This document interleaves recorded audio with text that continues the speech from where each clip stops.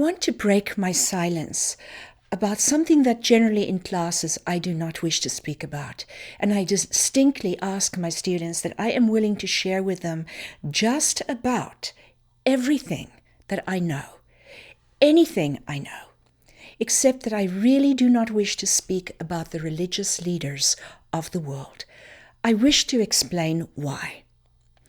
My brothers and sisters, where the earth began its ascension from in 2005, at that very first few days in February when it started to move up in a very rapid ascension, it had actually, if you read carefully the second half of The Gift of the Unicorns, which I took from the History Keepers of the Cosmos, it had already been, for some trillions of years, in an ascension process. It had for trillions of years descended, and it was in the cosmos a time of ascension, at least for the last several thousand years. But during those several thousand years, the earth has been moving up and up and up, and then very dramatically and rapidly as of February of 2005, from which we can truly say the earth was in ascension, meaning far more dramatically than it had been. I was sent back, as I've mentioned on some of our other clips, twice to the old earth. And each time I went back to the old earth, it was like going into hell. It was that far below from where we were, but we had no idea how far we had risen. If going back to 2005 was such a tremendous lowering of consciousness, it was such a drop, it was such density, can you imagine what it would be like to go back a few thousand years? Mother has sent me back not only a few thousand years, but far further than that on various work that I have had to perform. My brothers and sisters, it's never a pleasant experience because of how dense those times were.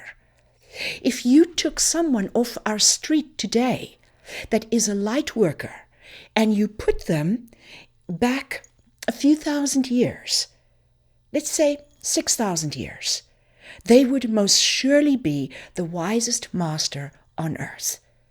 So we've had religious leaders through the ages, and thank goodness we did. But whoever they are, they were for their specific time the religious leader. To focus on one of these leaders as though it is the infinite being, be it a he or a she, as though they are the infinite being, is a very large mistake. When somebody says that they are one with the infinite being, it is where all of us should currently be, which means that we realize that we are a consciousness superimposed over the infinite's being. The infinite lives in us and has the infinite's being there, and we live in the infinite. It is the way of life. And a master recognizes that. So when someone says that they are one with the infinite, it doesn't mean they are the infinite. It means that they are perhaps a profound religious leader for their time, serving a beautiful and monumental purpose of some kind. It is therefore important that we do not focus on the finger as it points to the moon. The infinite is within. The kingdom of heaven is within. And within, there is something that is far beyond any personality. It is the infinite. My brothers and sisters, we were told, "Go ye forth and do the things that I have done, yea, even greater." We have done such overcoming. Each light worker in their own life has gone through their total Gethsemanes to get where we are. We need to give ourselves that recognition. We need to define ourselves by what we are becoming, which are masters of light, and ultimately gods and goddesses in the flesh, and not by what we have been. And the first step to doing that is not to worship another individuation that, like yourself, reflects but a fragment of the mother's and father's infinite face in a small, tiny bit of mirror, but within is all things.